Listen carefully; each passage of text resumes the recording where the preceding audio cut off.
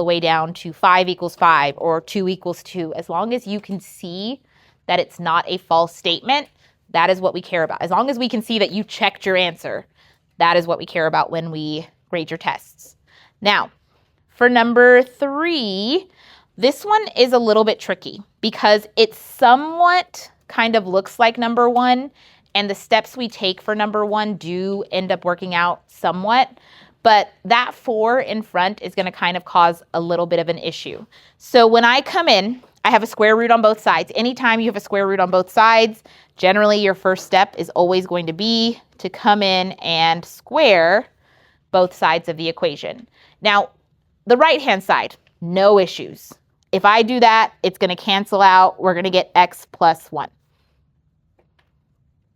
The left-hand side is what's going to cause some problems because that 4 in the front is like another term. So when I have 2 terms that are being multiplied and I'm raising it to a power, that power goes to both of them.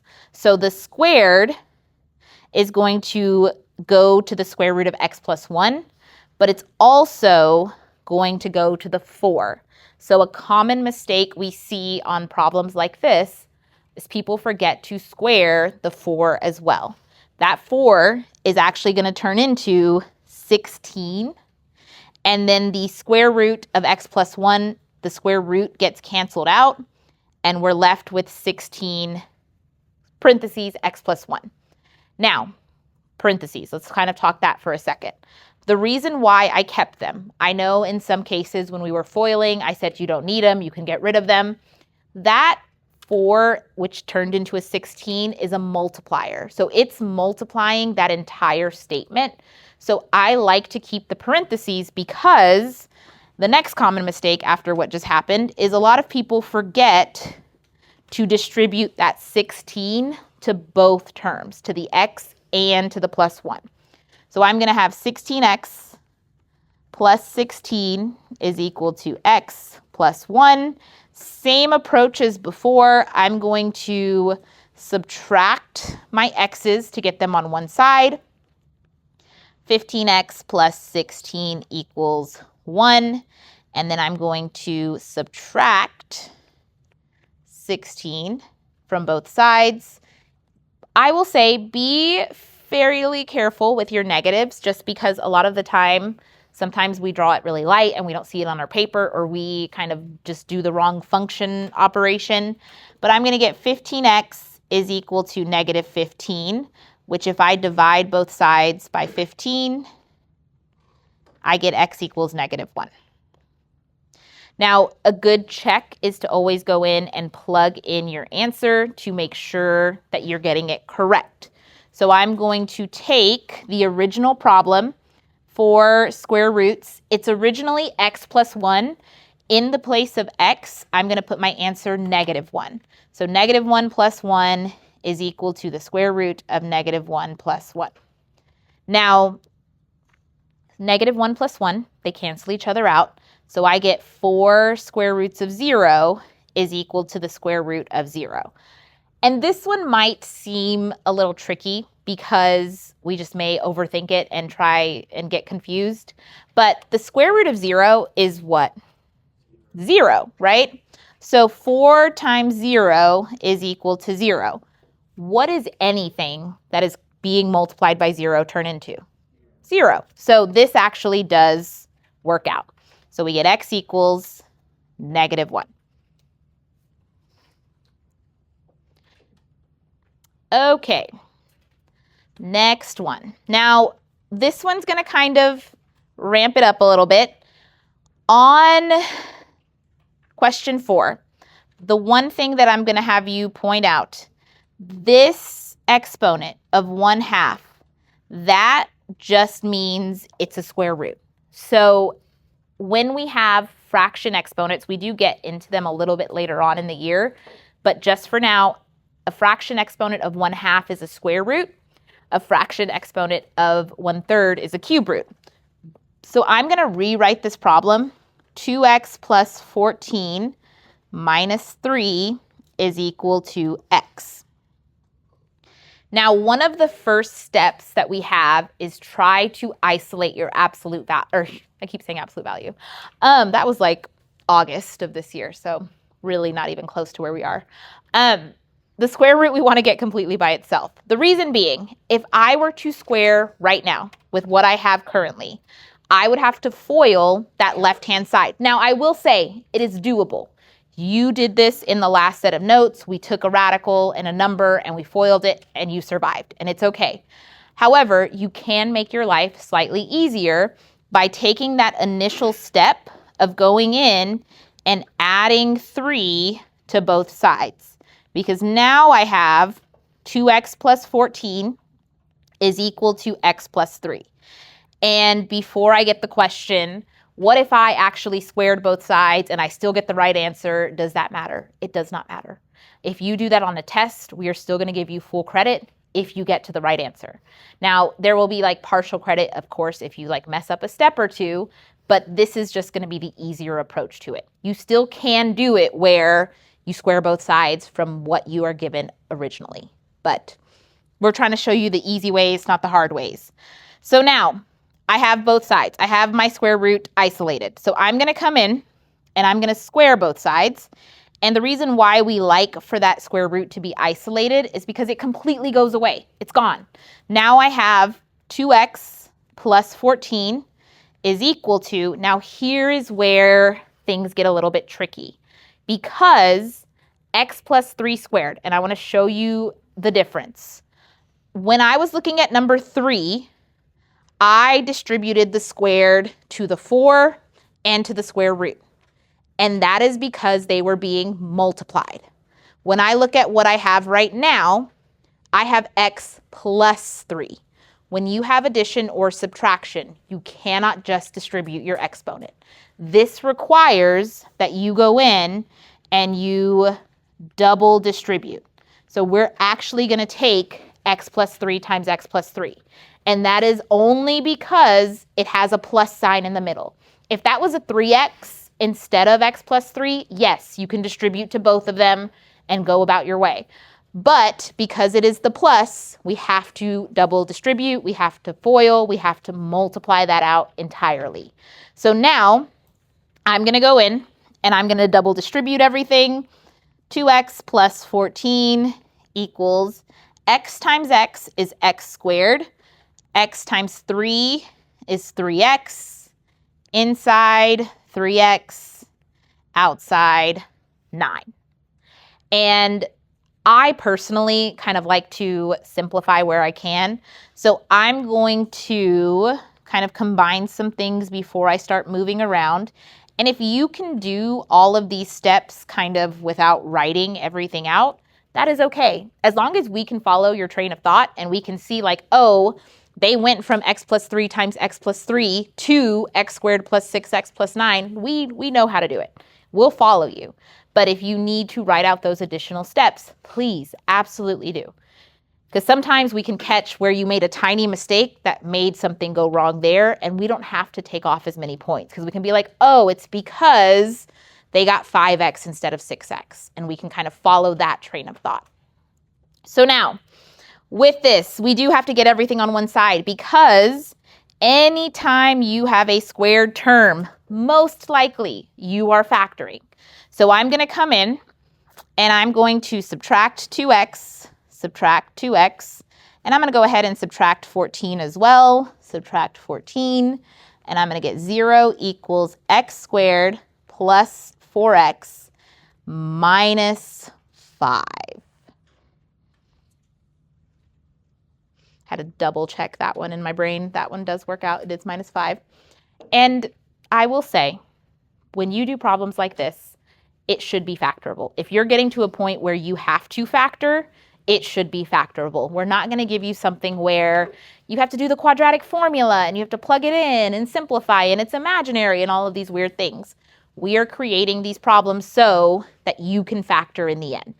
Now, in this case, I want multiplies to -5, adds to +4. What do we got? Guesses. There's only one multiple. 5 and -1. There we go. It's like 5 only has one set of factors. It's 1 and 5. It's prime. So I'm going to get x minus 1, x plus 5. And then, again, don't make the mistake of saying x equals -1 and x equals +5. When I take each of these factors and I set them equal to 0, they give me my two solutions. Oops. Plus 5 equals 0. X equals 1 and x equals -5. So before I box both of these, I am going to go in and I'm going to check that they work out. So I'm going to take +1, and I will say I'm not going to plug into the original. I'm going to plug into what we wrote here, the one where we already turned it into a square root. You technically could even plug into the orange line before you've gotten rid of the square roots, but I'm just going to take it where it's already a square root, just in case you're curious where I'm going. So I have square root 2 times 1 plus 14 minus 3 equals 1. And then I'm going to do the same thing with -5. 2 times -5 plus 14 minus 3 equals -5. So I'm going to go in. 2 times 1 is 2. Square root of 16 minus 3 equals 1. What is the square root of 16? 4. And 4 minus 3 equals 1. So that one's good. X equals 1. And then I'm going to come in for my second one. -10 plus 14 is the square root of 4. Minus 3 is equal to -5. So I'm going to get 2 minus 3 is equal to -5. So is that true? What's 2 minus 3? -1. Does -1 equal to -5? No. So if it does not equal, this is an extraneous solution. You don't have to do anything other than cross it out, don't box it, scribble through it. Don't scribble through it to where I can't see it. I need to see some of your work. I sometimes write EXT next to it to know that it's extraneous, but really you just need to tell me that is not part of my answer. Whether it be with an X, whether you draw a line through it and only box X equals 1, but that is an extraneous solution that we got correctly from solving that doesn't satisfy the original equation. So X equals 1 is the only answer for this problem. Okay, do I have any questions so far? Does it seem easy enough? Does it seem like, okay. Let's go in. This is going to be the hard one. And I will say, we gave you a whole page for those of you who write very large and are going to write very large. Like I said, it's not hard. It's just tedious, and it requires going through 2 rounds of this process. But it's not, if you're organized, my messy writers, it's not the end of the world. So let's start this off.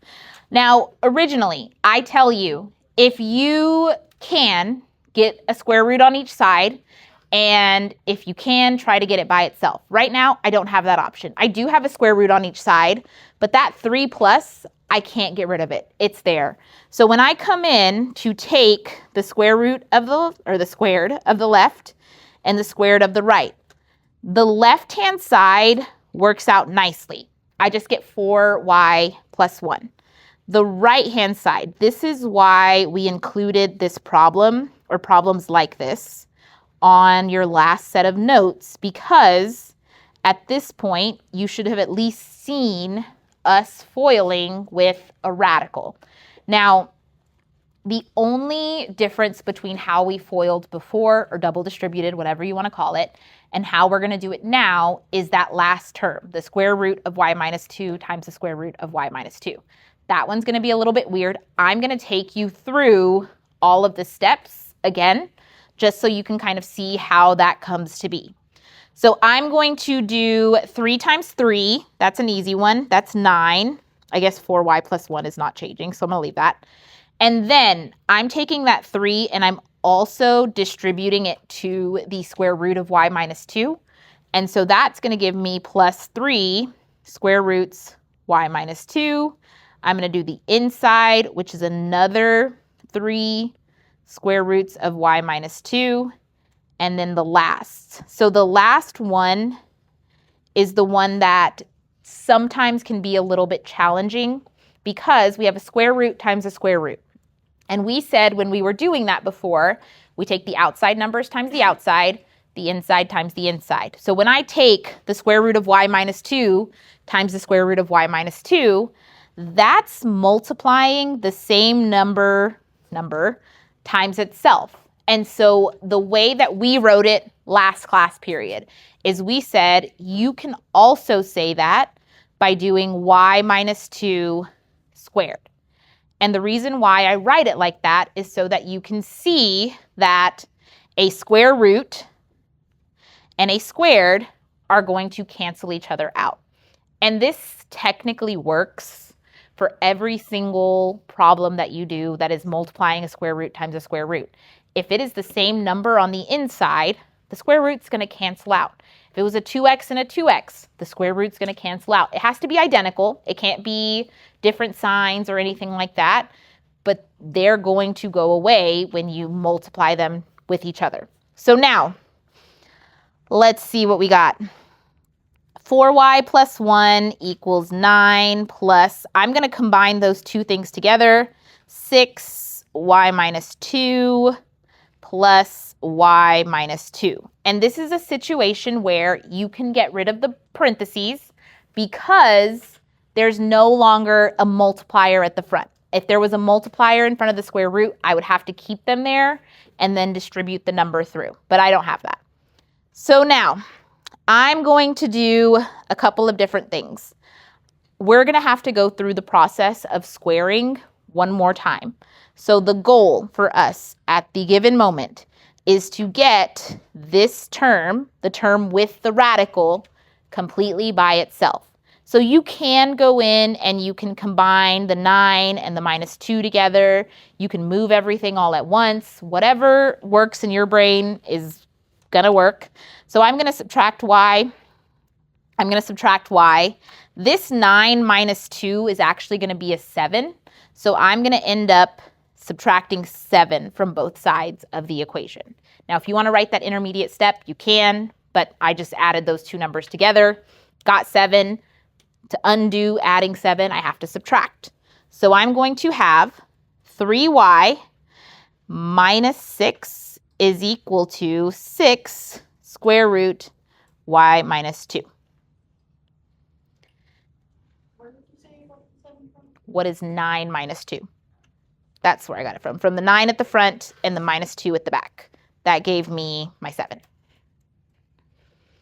Okay, so we basically just do the same thing again. Now, it's going to be not as bad because you're not going to have to double distribute.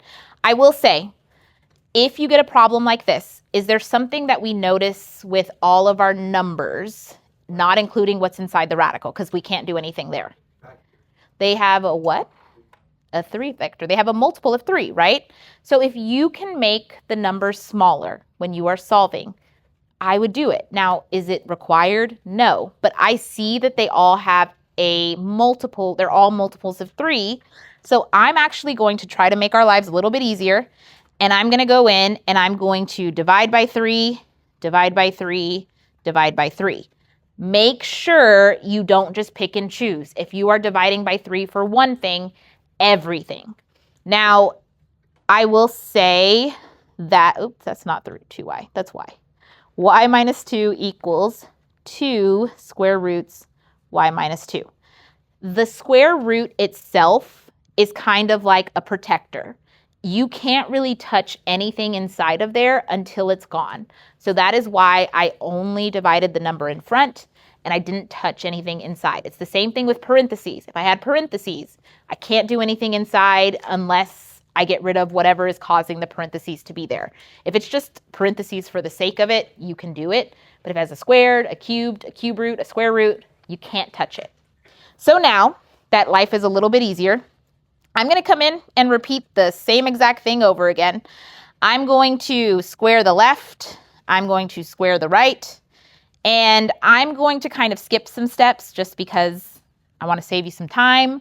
When I take y minus 2 times y minus 2, because that's what this is going to have to turn into, just as a little small note, I'm going to end up with y squared minus 4y plus 4 is equal to, and we have to remember the same thing we did with that third problem, is I have to take this squared and not only distribute it to the square root of y minus 2, but I have to distribute it to the 2 at the front as well.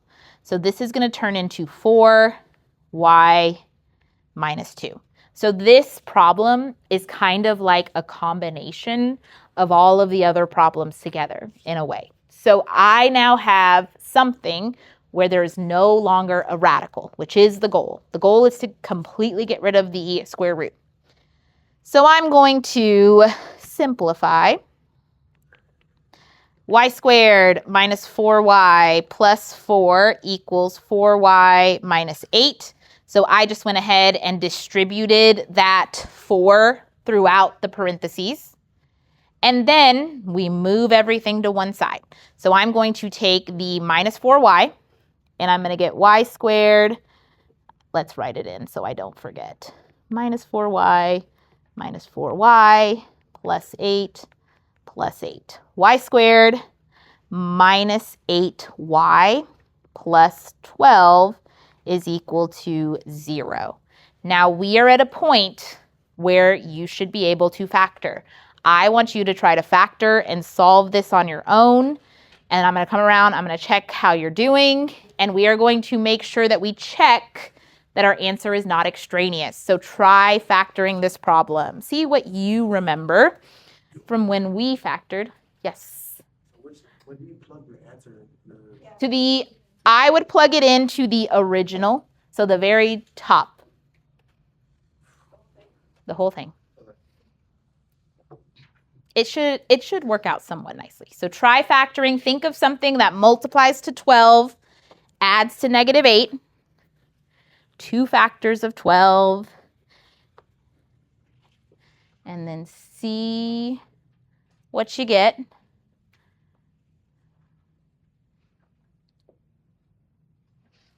Make sure that you don't make the mistake of just saying that the numbers you choose are the answers, because they should not be.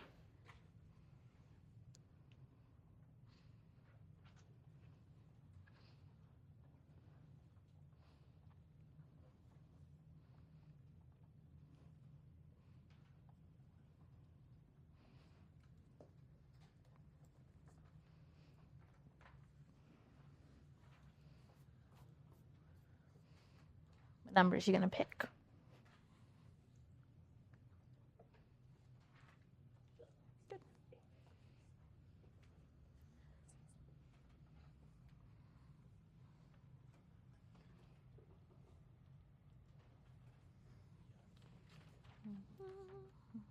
What'd you get, Mason? What'd you get? Yeah, you're good. So what would my 2 answers be? So when we write our answers, they're going to turn into positives, right? So it would be x equals positive 2. And then you would have the other one turn positive. So then it'd be x equals positive 6. Or y.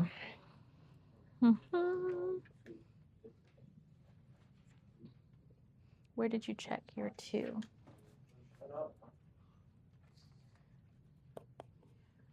It would be 2 minus 2. Wow, I don't know where that 1 came from. 2, 6. 2, 6.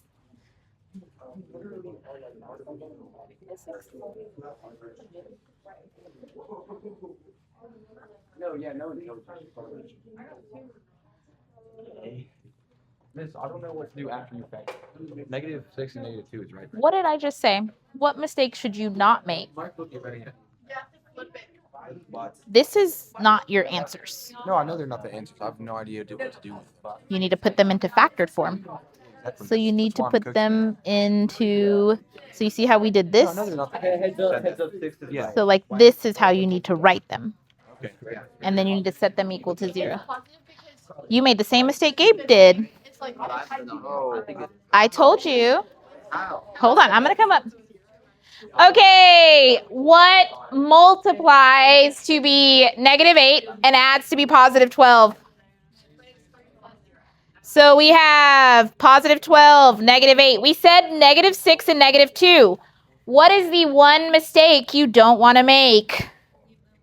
Don't leave them like this. How do I write these as factors? How do I write them as factors? Y minus 6, y minus 2. And then you set them equal to 0. So we should get y equals 6 and y equals 2. Did both of them work? Yes. Woo.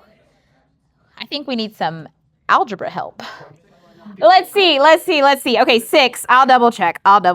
I originally got both of them worked. 4, 6 plus 1 equals 3. Oops, 3 plus square root 6 minus 2. Square root of 25 is equal to 3 plus the square root of 4. So 5 equals 3 plus 2. That works. Y equals 2. Square root 4, 2 plus 1 equals 3 plus 2 minus 2. Square root of 9 equals 3. That's true. Both of them work. Both of them work out. Okay. They do both work. I did check too.